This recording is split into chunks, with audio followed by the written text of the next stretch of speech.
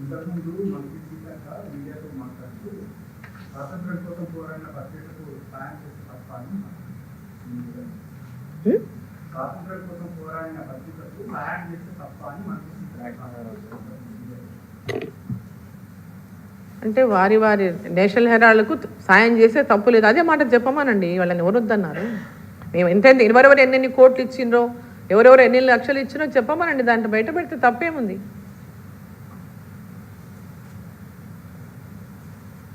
వాళ్ళ పార్టీ ఒక దానికోసం ఫండ్ కలెక్షన్ చేసి ఇంకో దాంట్లో దాన్ని డైవర్ట్ చేసేందుకు కదా ప్రాబ్లం. ఇక్కడ మిస్యూజ్ ఆఫ్ ఫండ్స్ అనే కదా, ఇక్కడ అధికారంలో ఉన్నామనే కదా మిస్యూజ్ ఆఫ్ ఫండ్స్ చేశారనే కదా ప్రాబ్లం. ఇక్కడ ఇది మనీ లాండరింగ్ కేసులో కదా ఈ కేసు అయింది. అది నేను పెట్టింది కాదు, లేకుంటే ఇంకెవరో పెట్టింది కాదు కదా.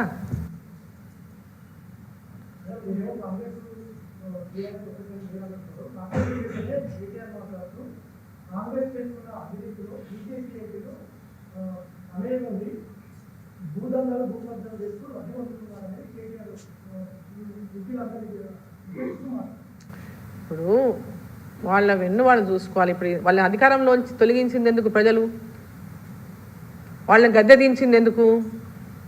అవన్నీ వాళ్ళు చేసేందుకే గద్దె దించిండ్రు. ఇప్పుడు కొత్తగా వచ్చిన మళ్ళీ వాళ్ళని ఫాలో అవుతున్నారు వాళ్ళ ఫుడ్ స్టెప్స్లోనే. కాబట్టి వాళ్ళు ఒకరినొకరు రక్షించుకునేటటువంటి ప్రయత్నం చేస్తున్నారు. ఒకరికొరు కవచలాగా మారిపోయింది వాళ్ళు. కాంగ్రెస్ పార్టీకి బీఆర్ఎస్ కవచం, బీఆర్ఎస్ పార్టీకి కాంగ్రెస్ కవచం. కాబట్టి ఒకరు బయట పెట్టుకోవడం లేదు. ఇద్దరు కలిసి బీజేపీని మాట్లాడుతున్నారు, మధ్యలో డైవర్ట్ చేయడానికి ప్రయత్నం చేస్తున్నారు. చేసిన వాళ్ళు దోచుకున్న వాళ్ళు, దోచుకుంటున్న వాళ్ళు వీళ్ళు. గతంలో బీఆర్ఎస్ పార్టీ టీఆర్ఎస్ పార్టీ దోచుకున్నది 10 సంవత్సరాలు. ఇప్పుడు 15 నెలల నుంచి కాంగ్రెస్ పార్టీ దోచుకుంటా ఉంది. అధికారం మాకు ఇవ్వమనండి, వాళ్ళు ఎవరెవరెంత దోచుకున్నారో మేము చెప్తాం కదా. కాంగ్రెస్ పార్టీ ఏమన్నది, మాకు అధికారం ఇవ్వండి, టీఆర్ఎస్ పార్టీ యొక్క అవినీతిని అంతా బయట పెడతాం, కక్కిస్తామన్నారు. మరి ఏది? ఎంత కక్కిచ్చిండ్రు? ఎక్కడ కక్కిచ్చిండ్రు?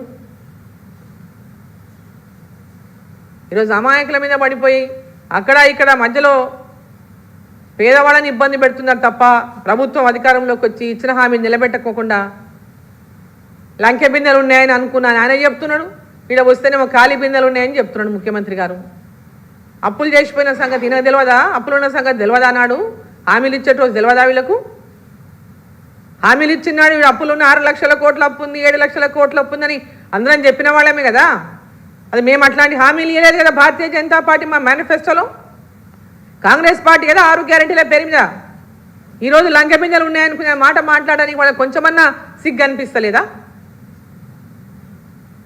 ఉద్యోగుల రిటైర్మెంట్ బెనిఫిట్స్ ఇవ్వమంటే